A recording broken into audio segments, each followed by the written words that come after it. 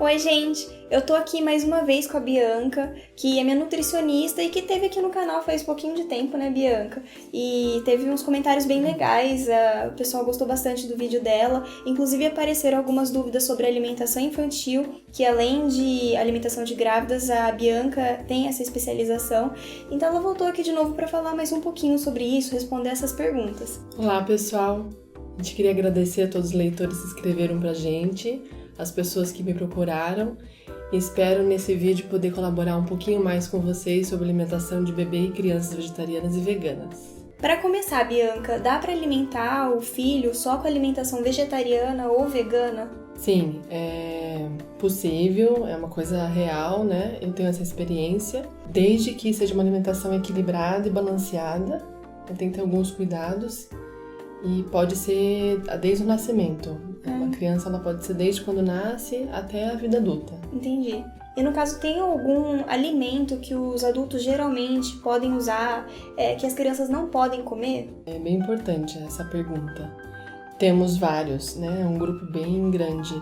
Infelizmente, a gente está numa sociedade que a gente está criando crianças desde pequena com uma alimentação de adulta já, né? A gente acaba dando vários tipos de alimentos que não são próprios para a criança. Então, a criança, até os 2 anos de vida, que é os 2 anos mais importantes, que é a formação de hábitos alimentares, ela não tem que estar em contato com alimentos industrializados, ultraprocessados, refinados, os congelados também, de preferência. Então, que entra bala, chiclete, salgadinho, refrigerante. Até aquelas papinhas vendidas prontas. As papinhas prontas, as farinhas mucilon, que as mães acham que é super importante dar como suplemento.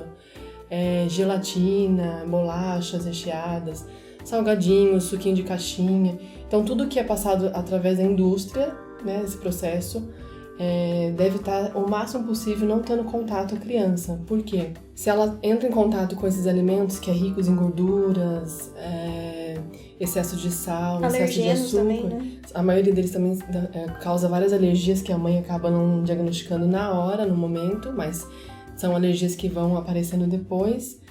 Essa criança vai ter muita dificuldade de comer os alimentos saudáveis, porque ela vai estar viciando o paladar dela. Então é muito difícil a gente lidar nesses 2 grupos, os alimentos saudáveis e esse grupo de alimentos da indústria, né? Então, de preferência, quanto mais você puder prolongar e não oferecer esse tipo de alimento, melhor. E aqui, para os vegetarianos também, é bem importante a gente abrir esse parênteses, a criança ela não deve ser exposta à soja. A soja é um alimento extremamente alergênico e quando for dar soja, que seja a partir depois de 1 ano, mas que seja fermentada e orgânica de preferência. Tá? Porque, por exemplo, eu pego muito isso em consultório, que a família tem o hábito de comer hambúrguer de soja, os enlatados, os processados, né? Até a proteína de soja. E ela é extremamente alergênica e pode causar bastante problema, até a questão hormonal também. Tá. Entendi. E emendando essa pergunta, tem essa questão de que as mães acabam optando por alguns alimentos por uma questão prática. Mas às vezes, no caso, é melhor dar uma fruta, né? Sim, a alimentação da criança ela pode ser bem simples, tranquila, pode ser uma alimentação prática, não tem que ser nada muito elaborado. Mas é importante que seja sempre oferecido alimentos saudáveis, porque aí que vai começar a formação dessa criança, né? Uma leitora perguntou como compensar a carne através de outros alimentos e que uma nutricionista que não é especializada em vegetarianismo ou veganismo orientou a dar ovo todo dia, arroz com feijão e verduras escuras. Aí ela perguntou se isso procede. Então, bom, a primeira coisa, ela tem que fazer a opção se ela vai criar essa criança, o filho, né, a filha dela, se vai ser vegana ou ovo-lacto, né? É uma opção isso. As 2 coisas são reais e possível. Então, se for ovo-lacto, ela pode sim estar oferecendo ovos, de preferência sempre orgânicos, porque senão os ovos da indústria são totalmente cheios de hormônios, de química, né? E vai estar oferecendo isso para a criança. E algumas vezes na semana. Não pode dar muito, esse excesso de ovo também não é uma coisa saudável. E se for vegana, ela pode estar montando um cardápio sem o ovo tranquilamente, porque na verdade o ovo ele tem uma proteína que nós também encontramos nos outros alimentos. Por exemplo, a combinação arroz com feijão, ou aveia com lentilha, grão de bico, todo o grupo dos cereais e leguminosas forma a proteína completa. Então não vai estar faltando, né? Isso é possível tanto para o veganismo quanto o ovo-lacto vegetariano. Numa das perguntas anteriores, você falou para evitar alguns alimentos na alimentação da criança também para não dificultar essa questão dela se tornar um adulto com alguns vícios alimentares, né? Aí uma leitora perguntou quais os melhores alimentos para uma introdução alimentar de uma criança vegana. Essa pergunta eu acho que é a maior dúvida das mães, como começar na introdução alimentar. É a partir dos 6 meses, né? Não deve começar antes. E nós temos várias linhas, vários caminhos. Eu sempre digo que o mais importante é o que faz sentido para a mãe. A mãe tem que estar muito tranquila, muito de coração tranquilo com qual escolha ela vai fazer. Nós temos a opção de iniciar com frutas, só que a fruta já é doce naturalmente. O leite materno é doce e a criança tem uma aceitabilidade melhor. Então, algumas crianças começam com fruta e depois têm dificuldade de comer o salgado, que entra com as raízes, legumes, verduras. Eu tive a experiência dos meus 2 filhos. O primeiro eu entrei com fruta, entrei com suco na época e não achei positivo, porque eu acabei incentivando ele a gostar muito de suco. Ele não gosta hoje tanto de água, porque ele pegou o gosto pelo suco e na verdade a gente tem que fazer a criança se apaixonar pela água, que é algo que não tem sabor, né? Não tem cheiro e é fundamental para o corpo. E depois eu tive um pouco mais de dificuldade na relação do salgado e daí no meu segundo filho eu fiz outro caminho. Eu comecei com as raízes, então eu dava mandioca, mandioquinha, inhame, cará e depois eu fui subindo, imagine uma planta de baixo para cima. Então eu comecei com raiz, depois entrei com os talos, o caule, depois com o fruto e com a flor. E por último entrei com os cereais, depois as leguminosas, assim vai gradativamente. Então é bem individual essa opção da mãe. É bem importante a mãe estar muito tranquila, porque é uma das coisas que a gente percebe que mais mexe com uma estrutura familiar, com essa questão da alimentação, porque a mãe bota muita expectativa que a criança logo vai começar a comer um pratão de comida e entender que é uma questão muito delicada, porque ela está no leite materno, que é uma coisa líquida, que vai passar para o alimento sólido, então é todo um processo. Então a criança vai fazer careta, ela vai rejeitar, e não quer dizer que ela não tá gostando, quer dizer que é novo para ela, tudo muito novo. E tem que ser muito leve, muito tranquilo. Com paciência. Muita paciência. O leite materno, ele é o principal alimento até o 1º ano de vida. E agora nós tivemos alguns estudos mostrando que para vegetarianos e veganos o leite materno ideal é que seja no mínimo até 2 anos, né? Então essa mãe ela pode prolongar a amamentação, só tem benefícios. Então é isso, sempre estar oferecendo alimentos saudáveis, alimentos que a natureza nos dá, fruta, legumes, verduras, cereais integrais. E a criança vai comer o quanto ela quiser, não deve ser forçado em nenhum momento, né? Tá dando esse alimento de forma mais leve, mais tranquila, para ela poder também, da mesma forma que ela é apaixonada pelo leite materno, ela se apaixonar pelo alimento, pela comida. Uma leitora perguntou quais são os melhores alimentos em questão de proteínas e ferro para uma alimentação de uma criança e falou que o filho dela está numa fase que acaba escolhendo comida. Pois é, essa fase é bem famosa e bem delicada também, a gente acaba entrando no estresse, né, os pais. A maior fonte que a gente tem então de proteína para a gente estar oferecendo para a criança, sem ser leite, ovos, né, proteína de origem animal.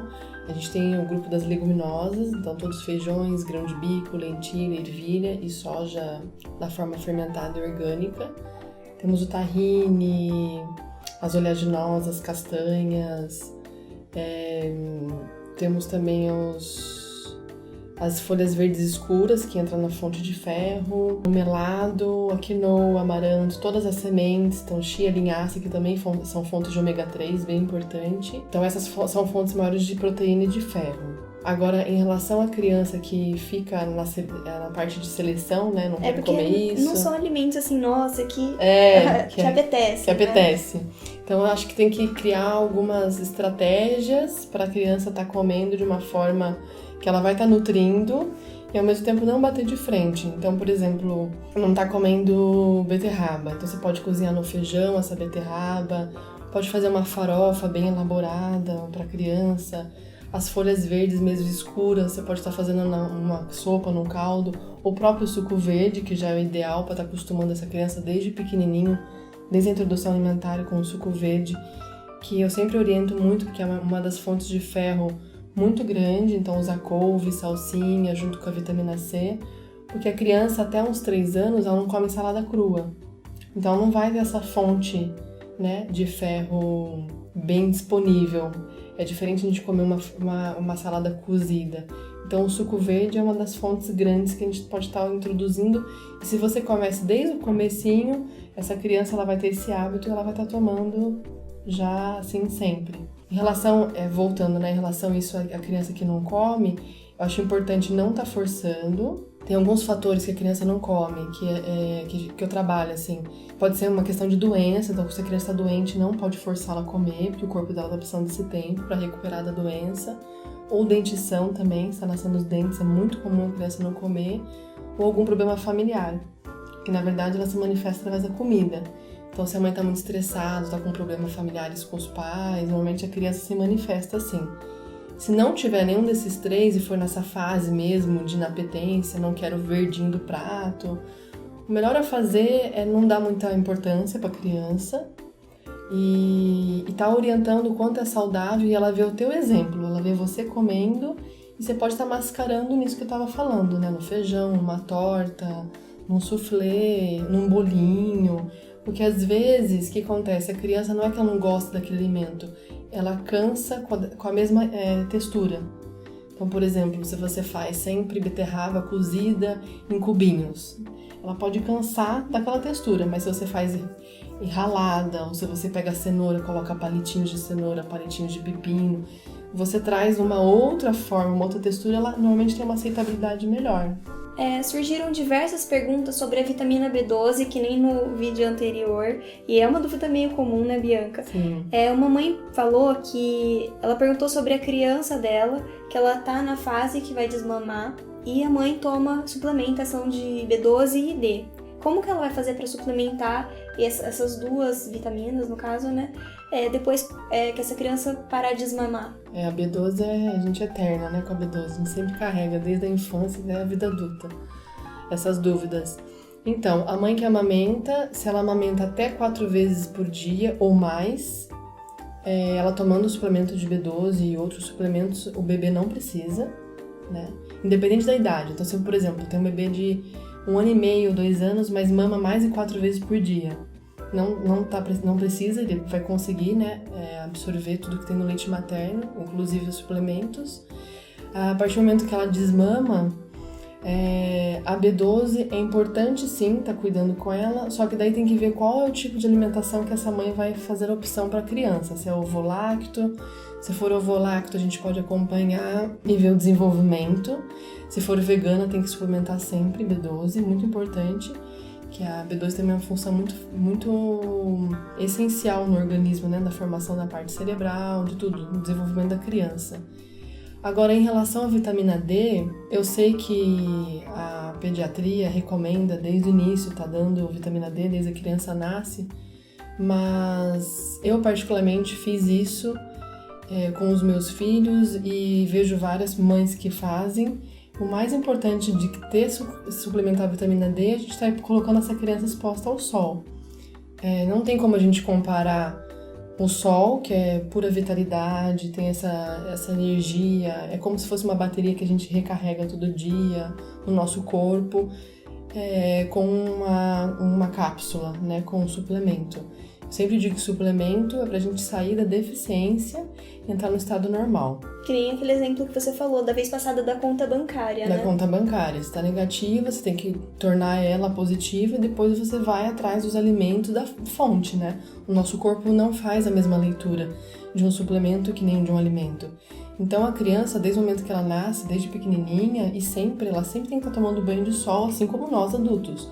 Não só por conta da vitamina D, que está ligada à absorção do cálcio, mas também por conta da vitalidade. Se nós observarmos no reino animal, todos os animais tomam sol. Então essa vitalidade não tem como a gente comparar com uma cápsula, né?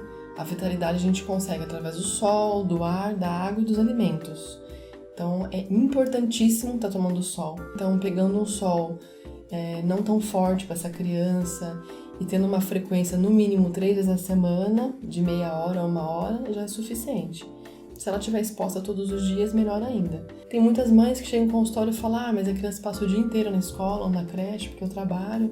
Então, sábado e domingo tem que estar no sol. Um leitor perguntou se tem alguma outra forma de suplementar a B12 caso ele não encontre as cápsulas que são manipuladas em farmácias feitas de agar-agar. Sim, nós temos a melhor B12 manipulada principalmente para bebês e crianças, por ser mais fácil, é a sublingual em forma líquida. Inclusive é a que você indicou para mim. Isso, a absorção dela é melhor porque cai direto na corrente sanguínea. Então qualquer farmácia de manipulação pode estar fazendo essa B12 líquida. Uma leitora perguntou quais são os exames que devem ser feitos numa criança para ver essa questão de alimentação, nutrientes e em qual período que ele deve ser feito. Muito relativo. Eu particularmente não fiz nenhum dos meus filhos.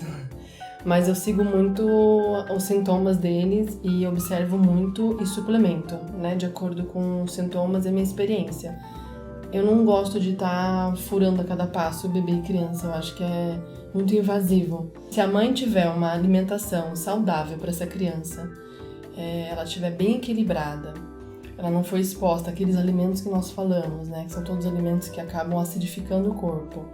Se ela for vegana, ela tomar B12, ou se ela for ovolacto, comer com frequência, ela ter fontes de ferro, de vitamina C. Eu avalio sempre por sintoma. Mas se caso ela quiser fazer para uma opção, para ela ficar mais tranquila, os 3 principais são hemograma, ferritina e B12, que normalmente os médicos não fazem.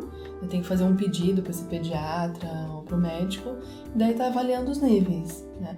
Mas a criança, como naturalmente ela já nasce com o intestino mais saudável, ela já tem, se ela não for exposta aos alimentos industrializados, ela tem uma preferência mais para comer alimentos naturais, a absorção dela é melhor, o desenvolvimento dela também vai ser melhor.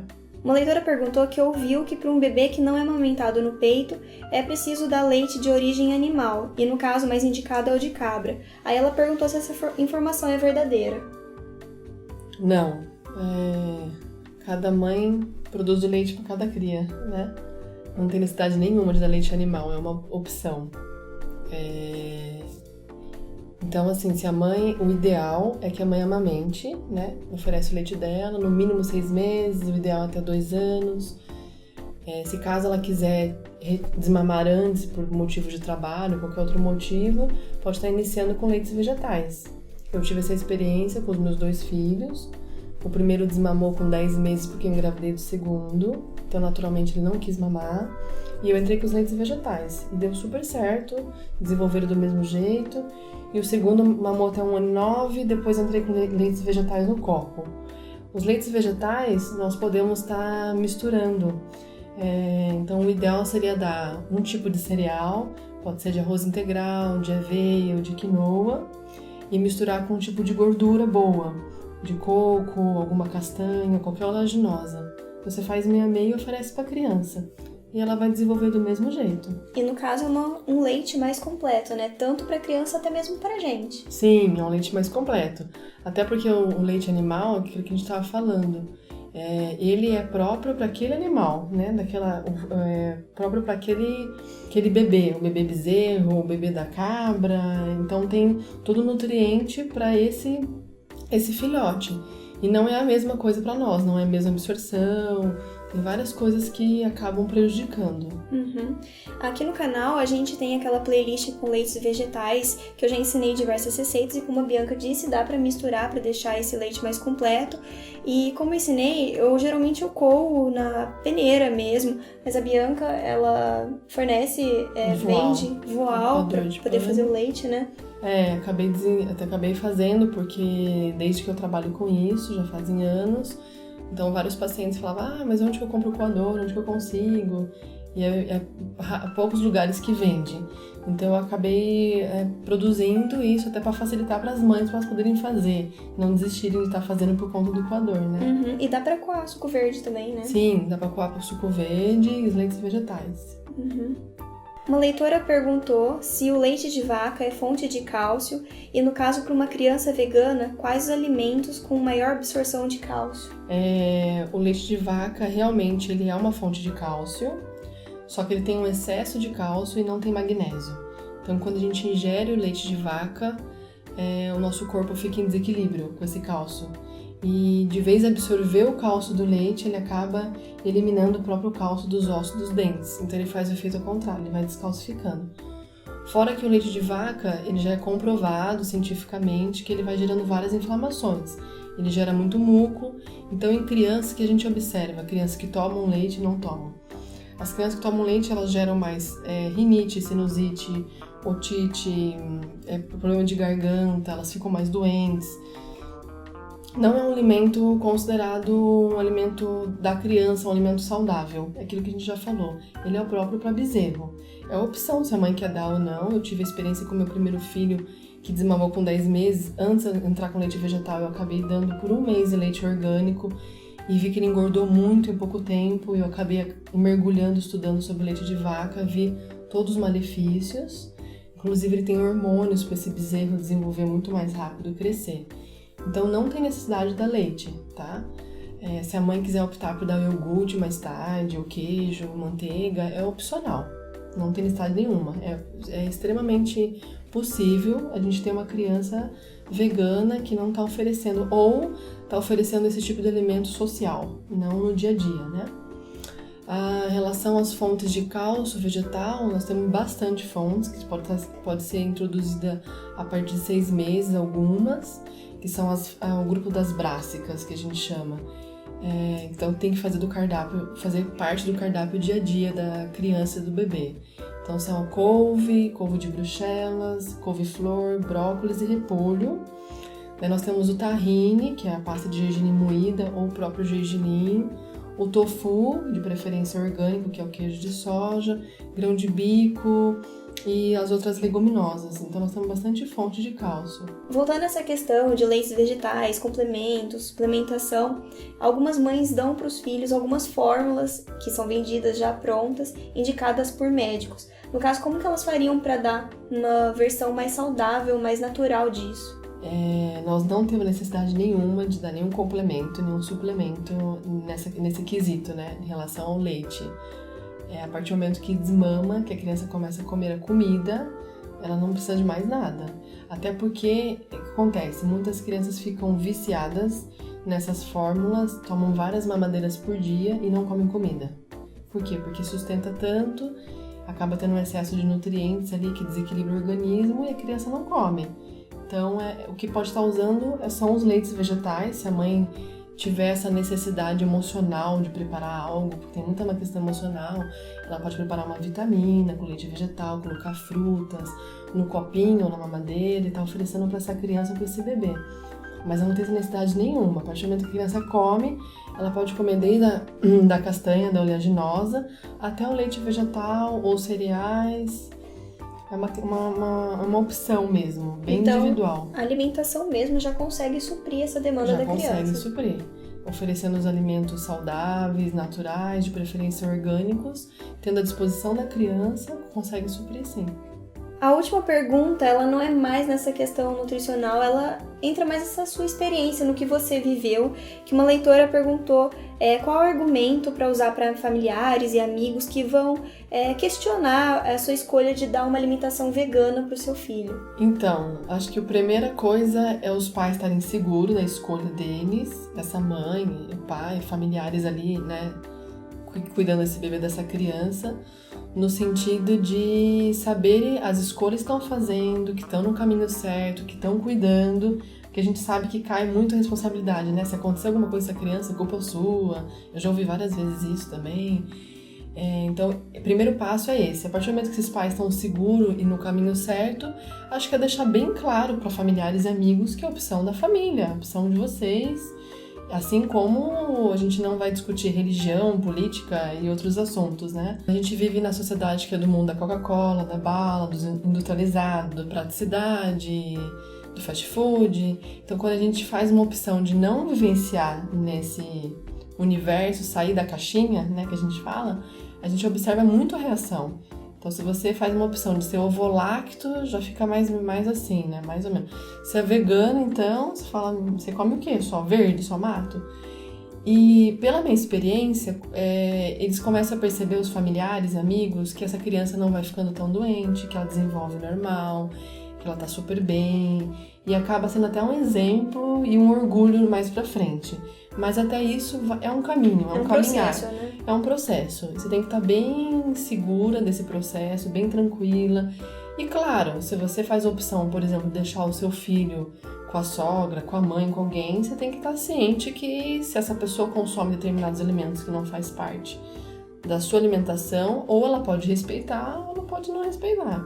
Então vai daí de cada um. Tem um jogo de cintura, tem um jogo de conversar, cintura, explicar. saber. E depois também essa criança, se ela é habituada a alimentos saudáveis, naturalmente o corpo dela vai rejeitar alguns alimentos, que é o que acontece com os meus.